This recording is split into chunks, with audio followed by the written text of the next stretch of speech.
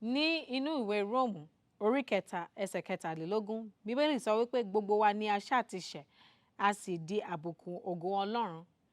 Ní ibí yìí, Bíbélì ń sọ wípé kò sí ẹnìkan tó máa ń ṣe òfin Ọlọ́run ní gbogbo ìgbà, gbogbo wa la máa ń ṣe àìgbọràn.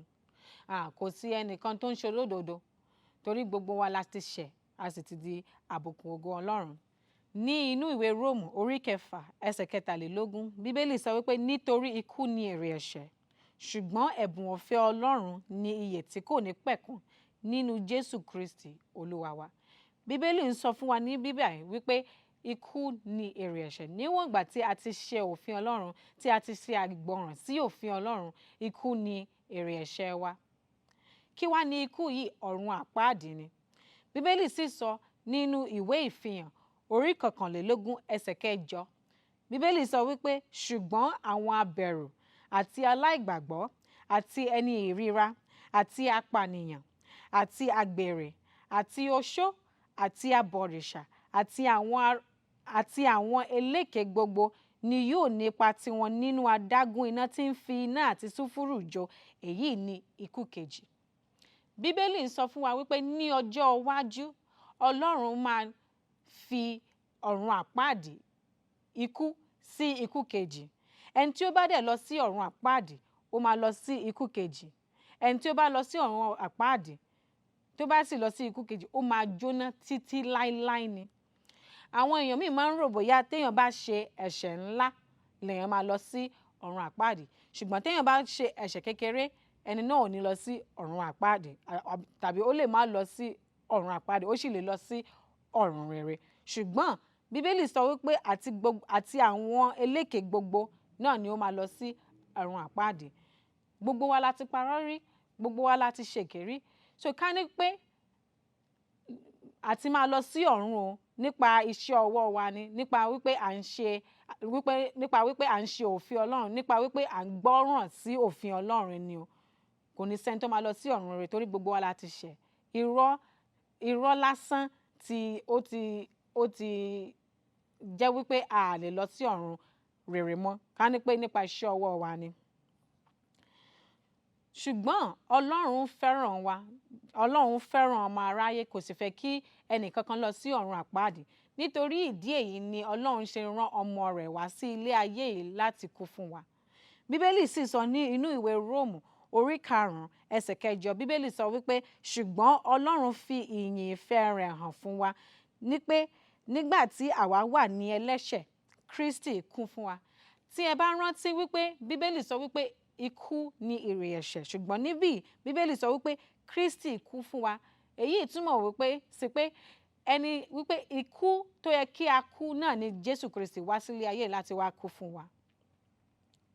Ta wá ni Jésù Kristi? Bíbélì sọ fún wa wípé Jésù Kristi ni ọmọ Ọlọ́run. Ní inú ìwé Lúùkù orí kìíní ẹsẹ̀ karùndínlógójì, Bíbélì sọ wípé áńgẹ́lì náà sì dáhùn, ó sì wí fún un pé ẹ̀mí mímọ́ yóò tọ̀ ọ́ wá àti agbára ọ̀gá ògo yóò sì jìbò ọ́. Nítorí náà ohun mímọ́ tí a ó ti inú rẹ̀ bí, ọmọ Ọlọ́run ni a ó máa pè.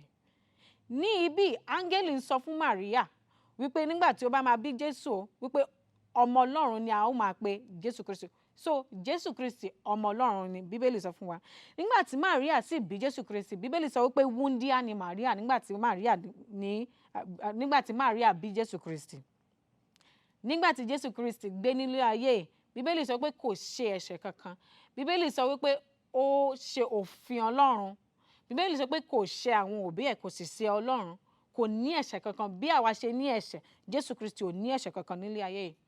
Ní ìgbẹ̀yìn ilé ayé Jésù Kristi, Bíbélì sọ wípé Jésù Kristi ó kú ní orí àgbélébù. Nígbà tí Jésù Kristi kú ní orí àgbélébù, Bíbélì sọ wípé ó kú fún gbogbo àgbáyé, láti Ádámù sí irú àwa àti sí àwọn tó máa wá lẹ́yìn wa. Jésù Kristi kú fún gbogbo àgbáyé. Ó kú fún gbogbo ẹ̀ṣẹ̀ tàtẹ̀yìnwá. Jésù Kristi ó kú fún gbogbo ẹ̀ṣẹ̀ tòní, ó sì kú fún gbogbo ẹ̀ṣẹ̀ tí a máa ṣe ní ọjọ́ iwájú. Gbogbo ẹ̀ṣẹ̀ wa pátá ni Jésù Kristi kú nígbà tí ó kú ní orí àgbélébù. Lẹ́yìn ìgbà tí Jésù Kristi kú lórí àgbélébù, Bíbélì sọ wípé wọ́n sin sínú túbú fún ọjọ́ mẹ́ta. fún ọjọ́ mẹ́ta ni Jésù Kristi wà nínú túbú. Ní ọjọ́ kẹta Bíbélì sọ wípé Jésù Kristi jíǹde. Níwọ̀n ìgbà tí Jésù Kristi dẹ̀ ti kú fún wa, tí wọ́n dẹ̀ ti sin, tó dẹ̀ ti jíǹde yìí, èyí ni Jésù Kristi ṣe láti ra ìgbàlà wa, so that a ní lọ sí ọ̀run àpáàdì mọ́ tí a bá fẹ́ lọ sí ọ̀run àpáàdì. Ẹni tí ó bá fẹ́ lọ sí ọ̀run àpáàdì, ẹni tó bá fẹ́ lọ sí ọ̀run rere, ó lè lọ sí ọ̀run rere tí ó bá fẹ́. Nítorí kíni? Nítorí pé Jésù Kristi ti ra ìgbàlà wa. Bíbélì sì sọ wípé orúkọ ìgbàlà yìí ìyè tí kò ní pẹ̀kun ni.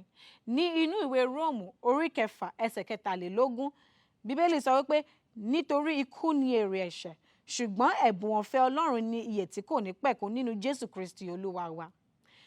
Bíbélì sọ wípé ṣùgbọ́n ẹ̀bùn ọ̀fẹ́ Ọlọ́run ni ìyè tí kò ní pẹ̀kun nínú Jésù Kristi Olúwa wa. Jésù Kristi ó ra ìgbàlà wa pẹ̀lú ẹ̀jẹ̀ rẹ̀, pẹ̀lú ikú rẹ̀, pẹ̀lú sísìn rẹ̀ àti pẹ̀lú ìjíǹde rẹ̀. Ṣùgbọ́n ìròyìn ayọ̀ ni wípé Jésù Kristi kò fẹ́ ta ìgbàlà yìí fún ọmọ aráyé. Jésù Kristi fẹ́ fún ọmọ aráyé ní ìgbàlà yìí bí ẹ̀bùn. Nítorí náà ni Bíbélì ti sọ wípé ṣùgbọ́n ẹ̀bùn ọ̀fẹ́ Ọlọ́run ni ìyè tí kò ní pẹ̀kun. Tá a bá fẹ́ sọ̀rọ̀ nípa ẹ̀bùn, ká ní pé mo fẹ́ ra ẹ̀bùn fún ọ̀rẹ́ mi, ká ní pé mo ra báàgì fún ọ̀rẹ́ mi, ká ní pé báàgì yìí, wọ́n ń ta báàgì yìí fún 50,000 naira. Mo sì ra báàgì yìí fún ọ̀rẹ́ mi, mo dẹ̀ fún un pé ọ̀rẹ́ mi ò gba ẹ̀bùn yìí o. Ẹ̀mélòó ló ní láti gba ẹ̀bùn yìí tó fi máa jẹ́ tirẹ̀? Ẹ̀kan ṣoṣo gírè ni. Ẹ̀bùn ò ń ṣe nǹkan tó jẹ́ pé ẹ máa gbà lójoojúmọ́, ẹ̀kan ni. So tó bá ti gba báàgì yìí, titi ẹ̀ ni. Ṣùgbọ́n ká ní pé ó gba báàgì yìí, mo wá sọ fún un pé ó ní láti fún mi ní kọ́bọ̀ ẹyọ kan kó tó lè gba báàgì yìí. Ṣẹ́bùn nìyẹn, kò ń ṣẹ̀bùn mọ́, torí pé ó sanwó fún ni. Tí mo bá ti sọ fún wọn pé ó yẹ kó bá mi fọṣọ mi láti kí báàgì yìí tó jẹ́ titi ẹ̀, ṣẹ́bùn nìyẹn, eléyìí ò ń ṣẹ̀bùn. Ẹ̀bùn ni tó bá jẹ́ wípé ọ̀fẹ́ ni, mi ò ní gbà nǹkan kan lọ́wọ́ rẹ̀. Nǹkan tó ní láti ṣe ni pé ó ní láti gba ẹ̀bùn yẹn, tàbí kó sọ pé rárá o, mi ò fẹ́ ẹ̀bùn yẹn, o ṣe o. Ṣùgbọ́n kò sanwó fún, kò ṣe nǹkan kan fún ẹ̀bùn náà. Nǹkan kan náà ni pẹ̀lú ìyè tí kò ní pẹ̀kun. Bíbélì sọ wípé ẹ̀bùn ọ̀fẹ́ Ọlọ́run ni ìyè tí kò ní pẹ̀kun. Eléyìí túmọ̀ sí wípé lẹ́yìn ìgbà tí ẹni tó bá fẹ́ gba ìyè tí kò ní pẹ̀kun tó bá ti gbà á, Ọlọ́run ò ní gbà lọ́wọ́ ẹ̀, kò dẹ̀ lè sọ wípé òun ò fẹ́ ìgbàlà yẹn mọ́. Ẹ̀kan nìkan ṣoṣo gírò lèèyàn ní láti gba ẹ̀bùn yìí tó fi máa jẹ́ ti ẹni tó bá fẹ́ gba ẹ̀bùn náà. Kí wá ni èèyàn ní láti ṣe láti gba ẹ̀bùn yìí? Èyí túmọ̀ sí pé kí ni èèyàn ní láti ṣe láti nígbàlà? Kí ni èèyàn ní láti ṣe láti lọ sí ọ̀run rere? Ẹnìkan béèrè ìbéèrè yìí lọ́wọ́ Paul àti Silas ní inú ìwé Iṣẹ́ àwọn Àpọ́sólì orí 16 ẹsẹ̀ 30 àti 31. Bíbélì sọ wípé ó sì mú wọn jáde. Ó ní, alàgbà, kí ni kí èmi kí ó ṣe láti là? Wọ́n sì wí fún un pé, gba Jésù Kristi Olúwa gbọ́, ìwọ ó là àti àwọn ará ilé rẹ pẹ̀lú. Nígbà tí ọ̀gbẹ́ni yìí béèrè ìbéèrè yìí, ó ní kí ni kí èmi kí ó ṣe láti là? Wọ́n ní, gba Jésù Kristi Olúwa gbọ́, ìwọ ó là àti àwọn ará ilé rẹ pẹ̀lú. Wọ́n ò sọ fún un pé ó ní láti ronúpìwàdà kúrò nínú ẹ̀ṣẹ̀ rẹ̀. Wọ́n ò sọ fún un pé ó ní láti fẹ́ràn ọmọ ẹnìkejì rẹ̀. Wọ́n ò sọ fún un pé ó ní láti ṣe ìrìbọmi láti lọ sí ọ̀run rẹ̀ láti ní ìgbàlà. Wọ́n ò ti sọ fún un pé ó ní láti lọ ṣọ́ọ̀ṣì tàbí ó ní láti máa ṣe dáradára láti ní ìgbàlà. Wọ́n sọ fún un pé ó ní láti gba Jésù Kristi Olúwa gbọ́ láti ní ìgbàlà. Nǹkan kan náà ni Jésù Kristi sọ ní inú ìwé Jòhánù orí 3 ẹsẹ̀ 16. Jésù Kristi sọ pé nítorí Ọlọ́run fẹ́ aráyé tó bẹ́ẹ̀ gẹ́ tí ó fi ọmọ bíbí rẹ̀ kan ṣoṣo fún ni, pé ẹnikẹ́ni tí ó bá gbà á gbọ́ kì yóò ṣègbé ṣùgbọ́n yóò ní ìyè tí kò ní pẹ̀kun. Jésù náà sì sọ ní inú ìwé Jòhánù orí 5 ẹsẹ̀ 24. Jésù wípé lóòótọ́ lóòótọ́ ni mo wí fún yín, ẹnikẹ́ni tí ó bá gba ọ̀rọ̀ mi tí ó bá sì gba ẹni tí ó rán mi gbọ́, ó ní ìyè tí kò ní pẹ̀kun. Òun kì yóò sì bọ́ sí ìdálẹ́bi, ṣùgbọ́n ó ré ikú kọjá bọ́ sí inú ìyè. Jésù Kristi ń sọ nínú bí wípé téèyàn bá fẹ́ ní ìyè tí kò ní pẹ̀kun, téèyàn bá fẹ́ lọ sí ọ̀run rere, téèyàn ò bá fẹ́ lọ sí ọ̀run àpáàdì, téèyàn ò bá fẹ́ lọ sí ikú kejì, kí ni kí èèyàn ní láti ṣe? Ó ní láti gba Jésù Kristi gbọ́. Bíbélì sọ pé kò ní sí ìdálẹ́bi ní ọjọ́ iwájú fún ẹni náà. Bíbélì sọ pé kò ní ṣègbé, ṣùgbọ́n ó ní ìyè tí kò ní pẹ̀kun. Èyí túmọ̀ sí wípé lẹ́yìn ìgbà téèyàn bá ti ní ìgbàgbọ́ nínú Jésù Kristi, kò lè lọ sí ọ̀run àpáàdì mọ́ láéláé. Kì bá wá ṣẹ òfin Ọlọ́run lọ́jọ́ iwájú o, kì bá wá ṣe àìgbọràn sí òfin Ọlọ́run lọ́jọ́ iwájú o, kì bá wá má lọ ṣọ́ọ̀ṣì mọ́ lọ́jọ́ iwájú o, ọ̀run rere ló ṣì máa lọ. Nítorí kí ni gbogbo ẹ̀ṣẹ̀ rẹ̀ ni Ọlọ́run ti dáríjì ní ìṣẹ́jú tí ó bá ti gba ìyè tí kò ní pẹ̀kun, ní ìṣẹ́jú tó bá ti ní ìgbàgbọ́ nínú Jésù Kristi. Àwọn èèyàn míì sì máa wá sọ wípé lẹ́yìn ìgbà tí èèyàn bá ti ní ìyè tí kò ní pẹ̀kun, lẹ́yìn ìgbà tí èèyàn bá ti gbàgbọ́ nínú Jésù Kristi, ṣé èyí túmọ̀ sí wípé ẹni náà lè máa wá wu ìwà burúkú bó ṣe wù ú? Kò wá ní lọ sí ọ̀run àpáàdì mọ́. Òótọ́ ni o, kò ní lọ sí ọ̀run àpáàdì, ṣùgbọ́n Ọlọ́run máa fi ìyà jẹ ẹni náà ní ilé ayé yìí. Ní inú ìwé Jòhánù orí kìíní ẹsẹ̀ 12, Bíbélì sọ wípé ṣùgbọ́n iye àwọn tí ó gbà á, àwọn ni ó fi agbára fún láti di ọmọ Ọlọ́run, àní àwọn náà tí ó gba orúkọ rẹ̀ gbọ́.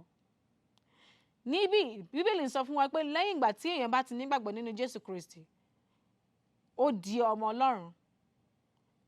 Kò ń ṣe gbogbo àgbáyé ni ọmọ Ọlọ́run, àwọn tí ó nígbàlà nìkan ni ọmọ Ọlọ́run.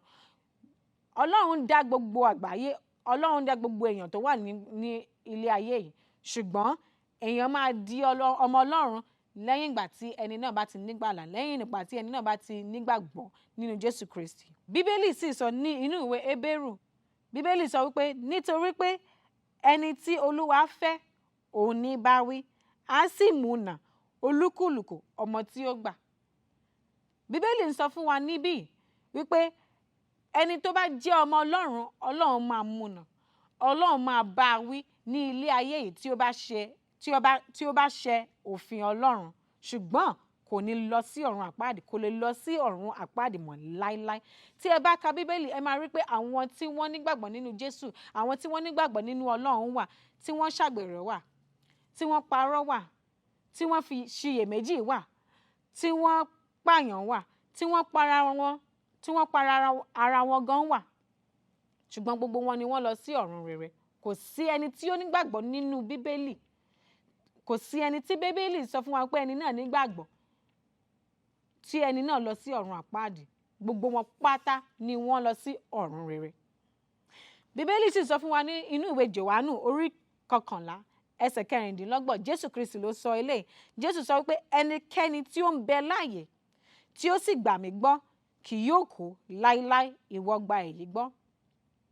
Ní ibí báyìí, Jésù Kristi ń sọ fún wa wípé lẹ́yìn ìgbà téèyàn bá ti ní ìgbàgbọ́ nínú Jésù Kristi, ẹni náà ò ní kú mọ́ láíláí. Eléyìí túmọ̀ sí wípé ẹni náà ò ní lọ sí ọ̀run àpáàdì mọ́. Kò sọ wípé ẹni náà kò sọ̀rọ̀ nípa ikú ara. Ó ń sọ pé ẹni náà ò ní lọ sí ọ̀run àpáàdì torí kí ni ọ̀run àpáàdì ikú ni. Bíbélì sì sọ̀rọ̀ nípa ikú kejì. Tí ẹni náà ò bá sì ní kú mọ́ láíláí, èyí túmọ̀ sí wípé kò lè lọ sí ọ̀run àpáàdì mọ́ láíláí. Nǹkan tí Bíbélì sọ nìyẹn. Ẹ ní láti gbàgbọ́ nínú eléyìí láti lọ sí ọ̀run rere. Ẹni tí ó bá rò bóyá lẹ́yìn ìgbà tóun bá ti nígbàgbọ́, òun sì lè lọ sí ọ̀run àpáàdì lẹ́ni náà máa lọ. Nítorí kò ní gbàgbọ́, kò fi gbogbo gbàgbọ́ ẹ̀ sínú Jésù Kristi. Àwọn ilé ìjọsìn pọ̀ tí wọ́n máa ń sọ wípé èèyàn ní láti máa ṣe dáradára láti lọ sí ọ̀run rere. Èèyàn ní láti ní ìrònípìwàdà kúrò nínú ẹ̀ṣẹ̀ rẹ̀ láti lọ sí ọ̀run rere, ṣùgbọ́n irọ́ ni gbogbo kìíní. Ẹ ní láti gbàgbọ́ pé ìgbàgbọ́ nìkan ni ẹ ní láti lọ sí ọ̀run rere. Ẹni tí ó bá gba gbogbo eléyìí gbọ́, tí ó mọ̀ wípé Jésù Kristi ọmọ Ọlọ́run ni, tí ó fẹ́ fi gbogbo ìgbàgbọ́ ẹ̀ sínú Jésù Kristi, tí ó sì mọ̀ wípé lẹ́yìn ìgbà tóun bá ti nígbàgbọ́ nínú Jésù Kristi o, kò lè lọ sí ọ̀run àpáàdì mọ́ láíláí. Ní inú ìwé Róòmù orí 10 ẹsẹ̀ 9 àti 10, Bíbélì sọ wípé bí ìwọ bá fi ẹnu rẹ jẹ́wọ́ Jésù Olúwa, tí ìwọ sì gbàgbọ́ ní ọkàn rẹ pé Ọlọ́run jí i dìde kúrò nínú òkú, a ó gbà ọ́ là.